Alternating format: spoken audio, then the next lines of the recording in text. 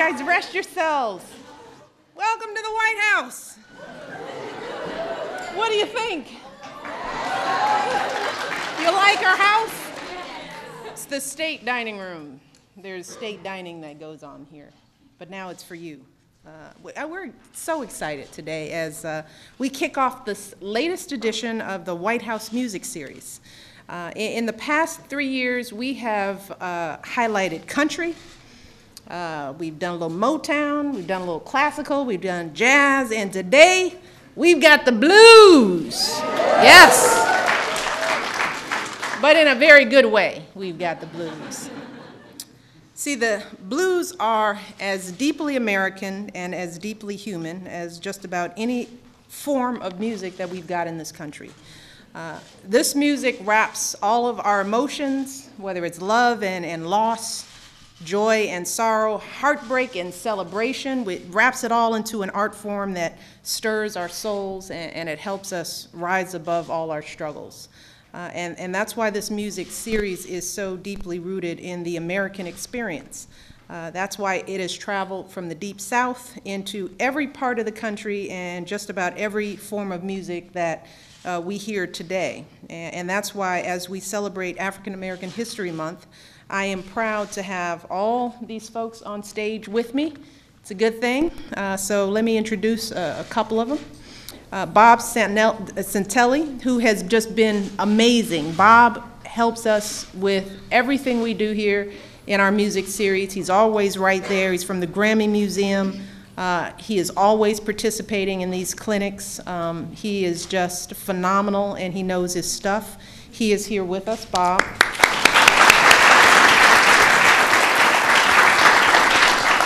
We've got Keb Mo. We've got Shemekia Copeland, and we have Troy Trombone Shorty Andrews with us. And finally, I just want to take a minute to recognize all of you here today, because you all are really the reason that we're here today. And I understand that you're coming from all over the country. We got Mississippi here, we got a little California, a little Tennessee, a little Missouri, right? A few others. Did I miss somebody? Washington, D.C. Well, Washington State. Yeah, Philly, a little Philly here. See, a little everybody just represent. What Jersey? There, a little Jersey. That's good. That's good. Illinois. What part of Illinois?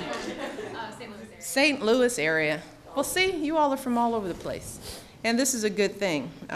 You are, from what I understand, some of the brightest young musical talent.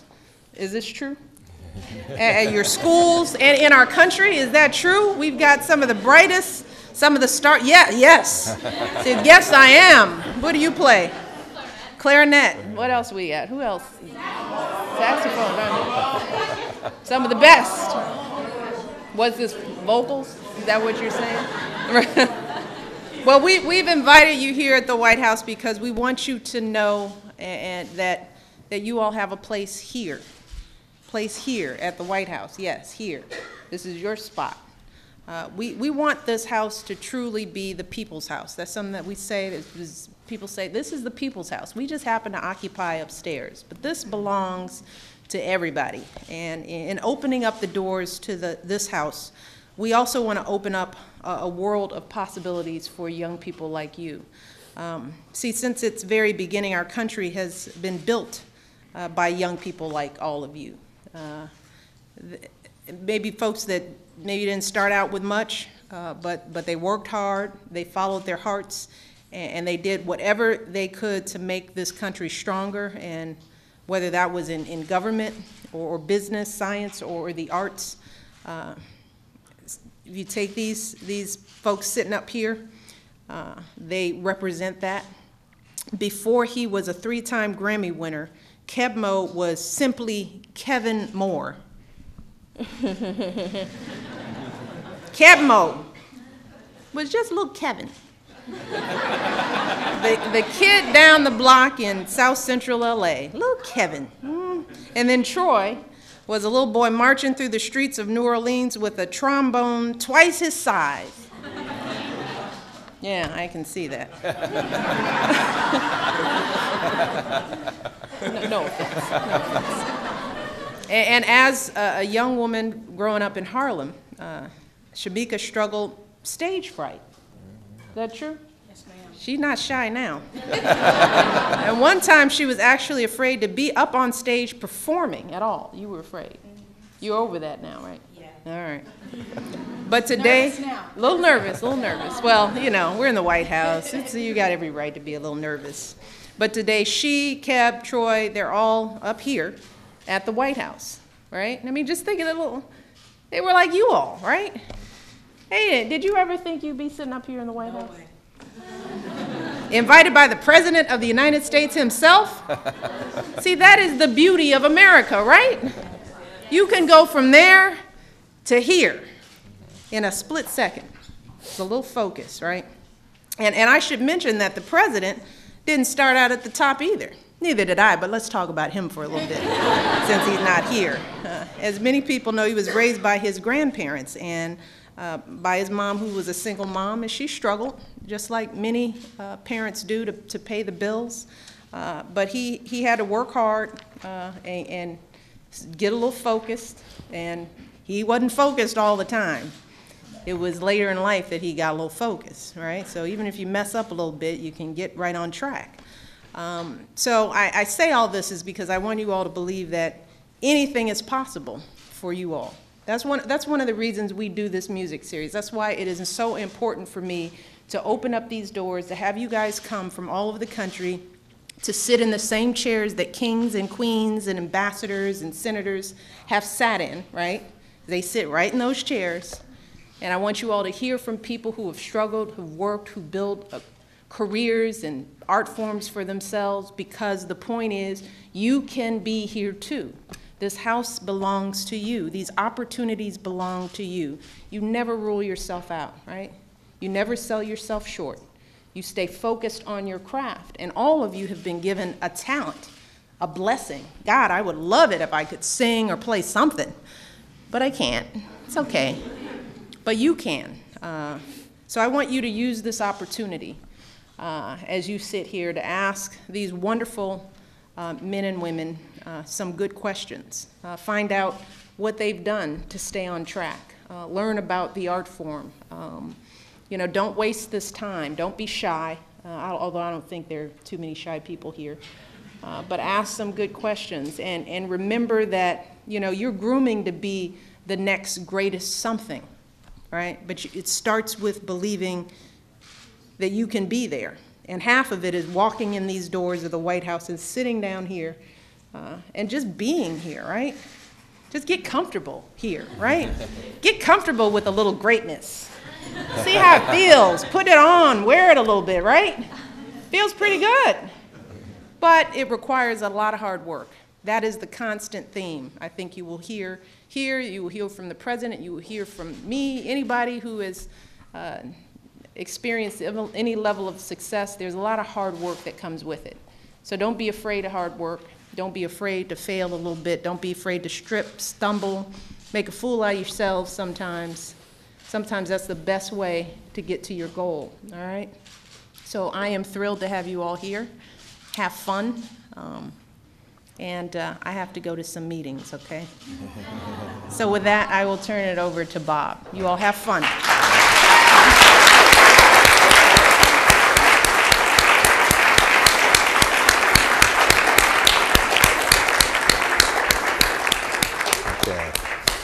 Okay, well, welcome. As the First Lady said, this is an exciting time for me, for my friends up here on stage, and certainly for you.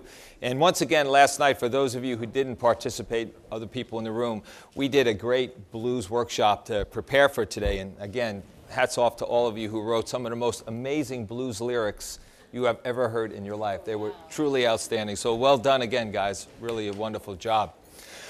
Let's talk a little bit about the blues, and let's kind of follow up to what we talked about last night. And if you recall, I said that if you had to pick one music form, one American music form above all others, that really was the bedrock and the foundation for American music in the 20th century, it would have to be the blues. Of course, it has to be the blues. So the question is, well, why? The answer is relatively simple. Because if you think about the music forms that follow the blues, like jazz, gospel, rhythm and blues, rock and roll, soul, hip-hop, funk, all of these music forms, all distinctly American music forms, come from the blues. They have their roots in the blues. Now, the blues, of course, is one of the oldest American music forms as well. We don't really know when exactly the music form first surfaced. We don't exactly know where. But we do know it was probably around the 1880s or so when the very first blues songs began to surface. And we do know it was probably around the Mississippi Delta, or actually in the Mississippi Delta, that this occurred. Now, you have to understand, blues was never born. Like, all of a sudden, today is the day of the birth of the blues. It doesn't really happen that way. Music forms evolve. Take sometimes many years to evolve. But eventually, they become a form unto themselves. So in the 1890s, early 1900s, right around that time, we start to hear a distinct sound coming out of the American South, coming primarily from African Americans. And the reason why it's coming from African Americans is because this music form is a music form that is built in traditional African American folk forms, something we talked about last night. The work song, the hard work song, the Negro spiritual, black folk songs. These are, if you will, the parents of blues. So these forms help give way to this music that we call the blues. And the thing about the blues that's really interesting is that unlike a lot of other American music forms, this is one of the most emotionally intense music forms of all of them. We talked last night, when you built your blues songs, we talked about trying to convey a human emotion. Oftentimes, especially in the early days, blues was built around sadness or tragedy or alienation, sometimes depression.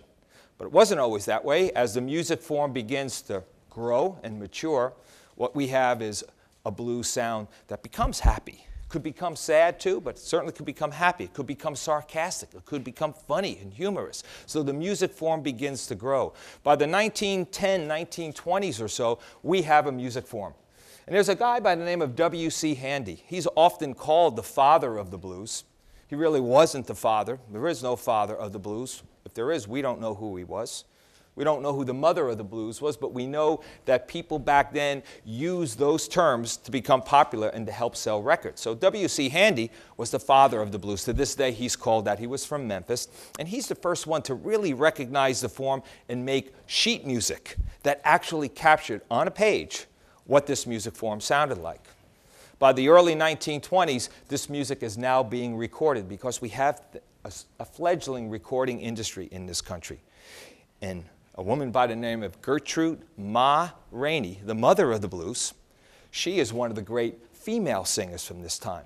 We also had the empress of the blues. Her name was Bessie Smith. We also had people like Blind Lemon Jefferson. We had people like Charlie Patton. And then in the 1930s, we had Robert Johnson. So many great blues singers begin to make records in the 1920s and 1930s, so that what we have now is a recorded history of this music form. What we don't have, and it's a shame that we don't, because musicologists back then didn't think the music worthy enough of getting oral histories and getting interviews. Can you imagine if we had an interview with Robert Johnson? Oh my goodness, it would be amazing to have him tell his own story. Very often this music was built from West African myths and religious practices. Robert Johnson had a great song. You may know this song, Crossroads. Crossroads Blues was really the name of it. And this particular song was built in West African tradition because Robert Johnson was such an amazing guitar player. Imagine Jimi Hendrix on steroids. I mean, that's what Robert Johnson was like. This guy could play. When the Rolling Stones first heard Robert Johnson on record, Keith Richards, the guitar player of the Rolling Stones, swore there were two people playing, not one. That's what Robert Johnson was all about. And the great story about Robert Johnson is that he started out as a clumsy kid, teenager who couldn't play anything. He goes away for about 8 months to a year or so, and he comes back to the juke joint where he first would hang around and listen to the great bluesmen play in Mississippi. Comes back, he's an astonishing player now. People got suspicious. Where did he get this talent? He didn't have that talent last year. Maybe he sold his soul to the devil at the crossroads, because in West African mythology, going to the crossroads is where you can meet some pretty heavy characters from the underworld in particular. So the word went around that Robert Johnson had sold his soul to the devil, and in return, he got these incredible guitar skills. So he writes a song called Crossroads and actually helps perpetuate that myth, because he actually infers in that song about going to the crossroads and meeting somebody who gives him something special. The blues continues right through the Depression, right into World War II, and then there's a remarkable change, because right up until this point, the blues is primarily acoustic, played in juke joints and social clubs and back porches and house parties all over the American South. White people are listening to it too, but black people are the ones who are really promoting it and making it be what it ultimately comes. And then in the 1940s, things change immensely, because in the 1940s, World War II occurs. During World War II, a lot of people, white young men, are drafted immediately into the service to fight on two fronts, in the Pacific and the Atlantic. White women now have to help carry the load up north, but it's not enough to man the factories and to build the guns and the tanks and the jeeps, etc. So all of a sudden, there's economic opportunity for African Americans from down south, and they move up, called the Great Migration. Blacks move up en masse up to places like Chicago, Gary, Indiana, Pittsburgh, Newark, New Jersey, Cleveland, Ohio, certainly Detroit. And as they come, they bring their culture with them. And as they bring their culture with them, along comes the blues. But when the blues gets to Chicago and all these urban cities, something else has developed in American music history, the electric guitar. And it was very fortunate that the electric guitar was born then for bluesmen, because instead of playing in a country juke joint out in the middle of nowhere in a field, you have a situation where they're playing in clubs now, in south side of Chicago and in Gary, Indiana, where there's a lot of noise. It's the urban city. So they plug in. Instead of playing acoustic guitars, they start playing electric guitars. And one of the ones who really makes that transition from acoustic to electric and from rural to urban is the great Muddy Waters, real name McKinley Morganfield. And he helps sets the stage. And now by the 1950s, we have a new revolution going on, musical revolution in this country called electric blues. You had Muddy Waters and Howlin' Wolf and Sonny Boy Williamson and Little Walter, so many great artists now playing what once was acoustic country blues, primarily from Mississippi. Now it's electric Chicago blues. There are kids on the other side of the Atlantic, people today who will be playing here tonight, like Mick Jagger and his guitar player from the Rolling Stones, Keith Richards, the great Eric Clapton, Jeff Beck, who is also here to play tonight for the president. They are young kids in England. They're hearing these electric blues records and are just being blown away by it. And what they do is they start to imitate. So by the 1960s, they're playing the blues. They're playing the blues and turning on other kids from America, white kids primarily, and we're hearing the blues for the very first time. Kids who lived in Northern California or up in New England or Minnesota who really didn't have access to blues culture, now they're hearing it, oddly enough, from the Brits, who are exporting it back over to us and reintroducing to us our own great American blues music. In the 1970s and 1980s, this thing just continues to push, so that we have the birth of blues festivals all over the country. And now we recognize, finally, in 2003, Congress, 100 years after W.C. Handy, remember W.C. Handy, father of the blues, first heard the blues in Mississippi, Congress, for the very first time, recognized the blues as a great American music form. In the past, they'd recognize jazz, they'd recognize classical and Hollywood musicals. This was the first time they actually recognized the blues. It was a historic point, 100 years after the fact. And today, of course, what we have blues celebrated by people like the great Buddy Guy, who will be here tonight. Certainly, the ambassador, the heralded one, B.B. King, who will also be here for the concert tonight. And then a whole new generation of artists. Artists like Keb Mo, Shemekia Copeland, Trombone Shorty, they carry on this blues tradition, trying to mine from their music the human spirit, the essence of what makes us distinctly American. Because this music form, even though you can hear it all over the world, you can go to Chile and hear blues, you can go to Philippines and hear blues, you can go to China and hear blues, but when you come here and you hear it from the community, from the roots, that's where the authenticity actually lies. So they have a responsibility, if I may so, they have a responsibility to carry on this tradition. It's a lot of weight on their shoulders to do this, to introduce to you guys, as we said last night, so you understand this music as a part of the American spirit, as part of the American character. That's what the blues are. That's what it means to us as Americans. This is our music form, whether you are white or black or Native American, it's all part of the American music spirit. And when you consider, as I close here, when you consider America's great cultural exports, yes, you have to consider our Hollywood films for sure, but right next to that is our great body of music. And when we talk about that great body of music, the appreciation, as I travel the world, people say, oh, I love your blues. I love your blues. And that is a fact all over the world, but in this country here, it's our job and our responsibility, as I talk to you today, to carry on, for you to take what I'm telling you today and investigate more for yourself. Go back and listen to their recordings. Listen to B.B. King's.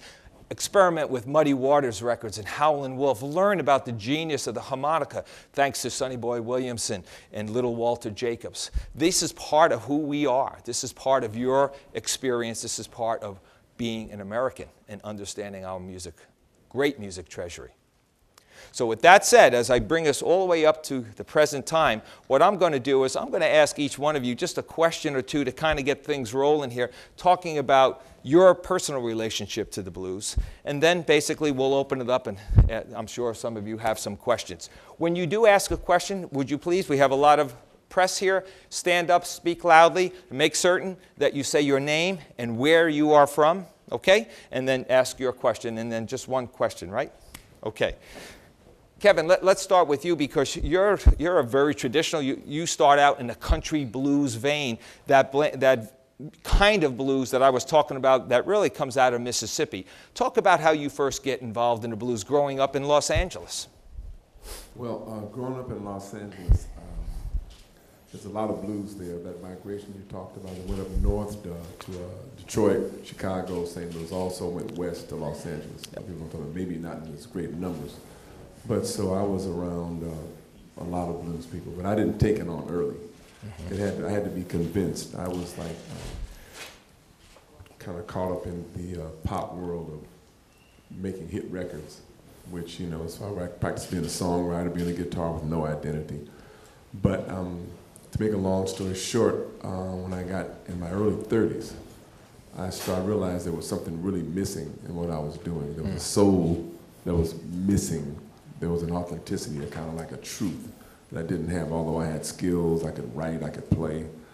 And then I heard Big Bill Broomsey, and I heard Muddy Waters, and I heard these guys, and I said, okay, that's not Hollywood. That's straight out the cotton field. That is real, and that's what's been missing from what I was doing. So I proceeded to study and go back and find out who these people were and learn their songs and play them. And even though I could play, you know, the R&B and the jazz stuff, it was like still, and I didn't throw that away. What I did is that blues put something in me that was there already, but it woke up a sense of reality and real truth in my music that otherwise would have never been there. Mm-hmm. Shemekia, you had an advantage because you come from a blues family. Her father was a great guitar player and singer by the name of Johnny Copeland. So you grew up in a true blues family. Yeah, absolutely. I consider myself really blessed because I grew up in Harlem in the middle of the hip hop era when they had like Kumo D and all those guys hanging out, Big Daddy Kane and all those guys. And if it wasn't for my father, I wouldn't know anything about blues. So I'm really grateful that I grew up with that and had so many great blues musicians around me my whole life. So I got a real opportunity to see some great stuff from my father and other great guys like Keb Mo Brown, who he was great friends with, and Albert Collins and people like that. So yeah, I'm really, really blessed. Trombone Shorty, you come from traditionally what's known as a jazz town, great city, Crescent City, New Orleans.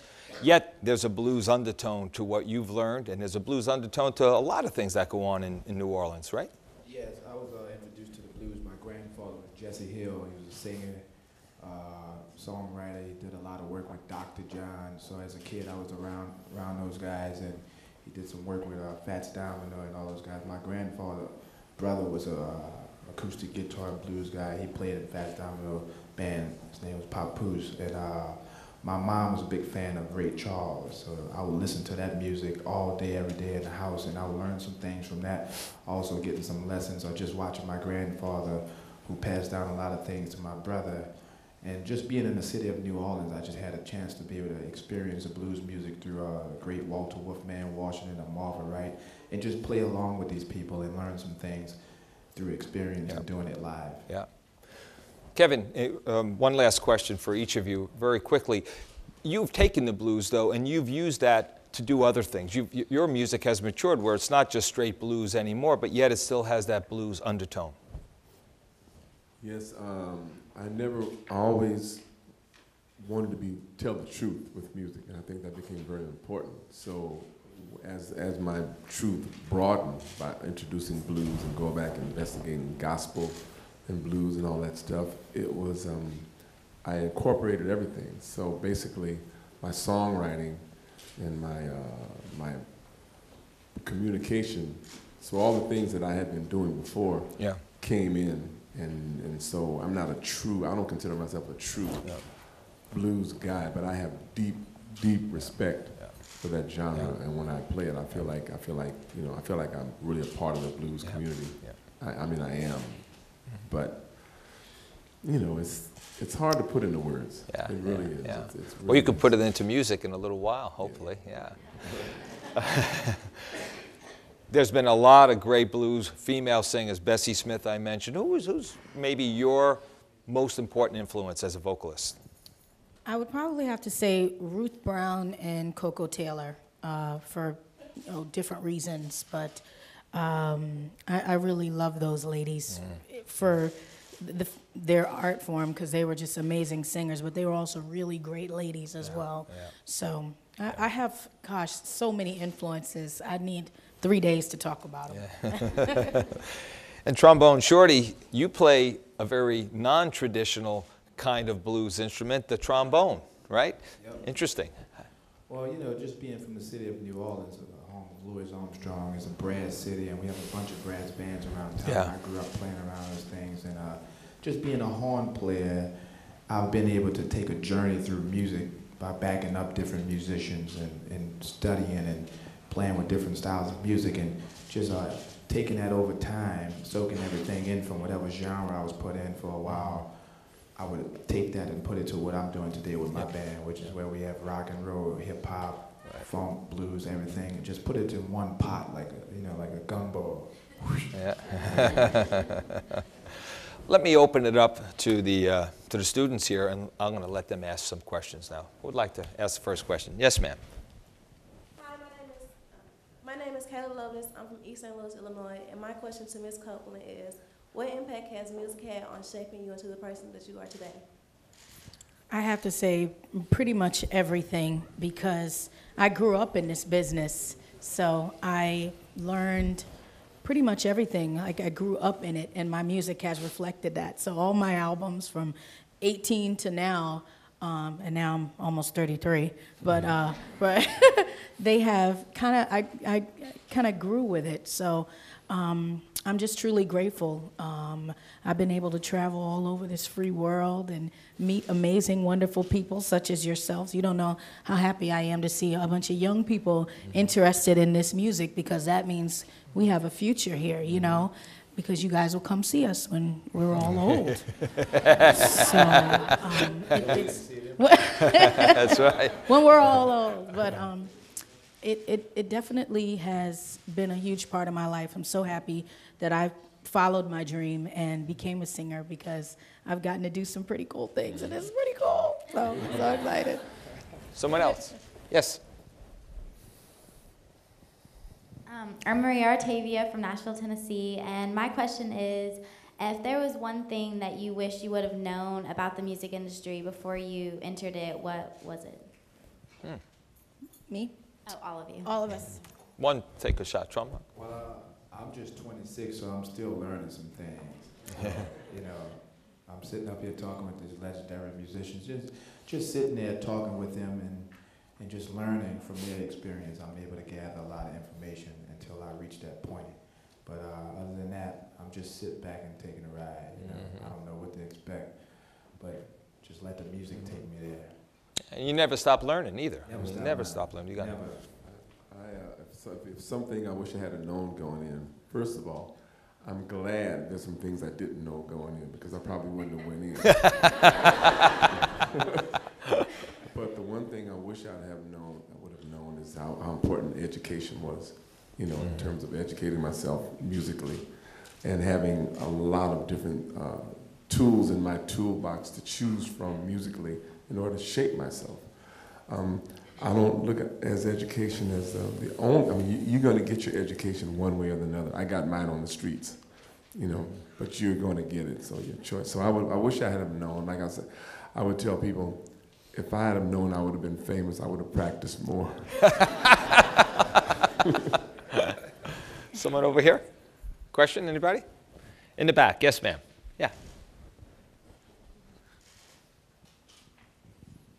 Hey y'all, I'm Brittany Edwards and I'm from Nashville, Tennessee. And my question is, what advice would you give to us wanting to pursue a music career? Well, I would say you have to really love this music. I think so many people get into the business wanting to be a pop star, rock star. It doesn't really work that way. You know, it takes really, it takes a hard work and a lot of time to get to the point where you can actually buy yourself a sandwich from Subway. You know what I mean? It takes a while. So you need patience. You got to be patient. And I tell myself that every single day. Patience, patience, patience. Someone on this side, yes.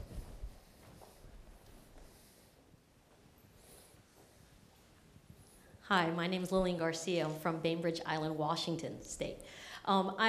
First, Ms. Copeland, I want to congratulate you on your, I believe, Queen of Blues that you won last year. Thank you very much. So congratulations. To especially Trombone Shorty and probably Keb Mo, I'm a music educator, and I teach, of course, 12-bar blues to my jazz kids. You know, I can teach mixed Lydians and all my modes and blues scales. What else can I help them to make them understand? You know, we did a workshop on lyrics and blues, but when I do it musically, what can I do with instrumentalists to make them understand it or help them understand it better? Well, I think you learn everything you can learn. I went to the New Orleans Center for Creative Arts in New Orleans, and they taught me everything from classical music to jazz to funk.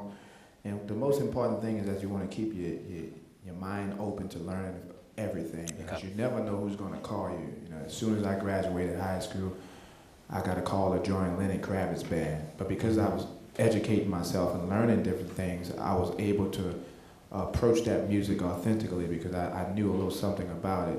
But you should learn everything. You know, just because you're an instrumentalist, you should learn how to sing. Even if you're not that good, you should learn everything about different things because it's going to help you as a person grow as a musician. And the most important thing what we want to do is be the best musicians we can be, because one day you might have to teach some students that may play a harp, but you might not physically know how to play it, but you can explain through music theory what they need to do and give them the foundation. So the most important thing is just listen to all styles of music, learn as much as you possibly can, so whenever you get in any genre of music, you won't be sitting there looking scared, you know. And just learn as much as you can and find someone that you really like and steal a bunch of things like I do. Yes. Hi, my name is Arissa Durrell. I attend Loyola Marymount University in Los Angeles, California. I just wanted to know, what direction do you all see music going in today's generation, and what role do you think the blues will play in that? Good question. Where are we today with music, and where's the blues going to be in that? I'm going to go out on a limb here. I don't pay attention to trends. A trend comes from the heart and soul of each and every one of you in here. And collectively, you will create that trend. Things that come before you, yes, you'll be influenced by them. But as far as where things going, it's up to you to dig into yourself and go where you want to go. And that's where things will go. I think that sometimes things get so far out of control, and I don't have to tell you guys know what's out of control and what's not. And I think eventually it comes back around to the basics, to the simple style of music, and then eventually you start all over. And it always comes right back to what we're doing, keeping it simple, because when it gets too, nuts, it eventually comes back to the simplicity of the music, which is where it belongs, I think. True.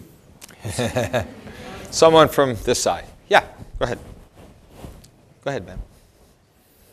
Hi, my name is Winona Handy. I'm from Philadelphia, PA, and my question for you all is, where do you pull your inspiration when you're writing your songs? It can be anything, just sitting here today talking with you guys is inspiring me to do something. Writing some music, it happens in different type of things, In New Orleans, we do a lot of second lining, which is parading up the street. You got thousands of people dancing, people are banging on trash cans, all type of stuff, and just seeing the people dance may be an inspiration for me. But it comes from whatever you're going through at that time. Like if you're on a train or a plane and you're there for hours, you might get a bunch of ideas that you might want to do. But you might leave here today and talk about this experience and write some lyrics about that or being a part of this whole thing. So it comes from all over. Ditto. Just work on, listen to great writers and listen to their craft and how they craft things and be a very diligent craftsman and tell the truth. Last question from someone over here in the back. Hi, my name is Skylar O'Neill. My name is Skylar O'Neill. I'm with Long Beach Community Action Partnership, Men Making a Change program. And we promote peace and health in our community, and we was just wondering, Trombone Shorty, from being from New Orleans, Long Beach and New Orleans can be known for, violence. So we was wondering, how can we use music to promote peace and health in our community? Nice. Yeah. It is New Orleans and Long Beach, like you said, violence. But in New Orleans, music has been a savior for a bunch of people. So we just need to speak positively and let the children know our future, that, you can do some cool things and through music, and teach them everything, because we have a bunch of kids that's coming up now. They might not be into the trombone or the guitar, but they might be into hip-hop production or anything, and just help them with whatever they're trying to do, So as long as we put out good music and positivity, I think we'll be okay, and show the children that whatever it is, it can be cool, Everybody don't have to be a rapper, everybody don't have to be a trombonist, and people can be some songwriters. As long as we have great role models and people to try to help from youth, we'll be okay. In New Orleans, I go around to all the high schools whenever I'm off tour, because it is bad with violence and stuff. I go down there to give them some inspiration and see that you can do something, because I play the trombone. There's a lot of brass musicians there, but after college and after playing in a marching band, they don't think that you can do something cool. So, I'm playing here tonight at the White House with some of these legendary musicians, and you can just take things further. So just promoting the peace and love, first of all, throughout the whole world is the most important thing, and just guiding the youth into something good,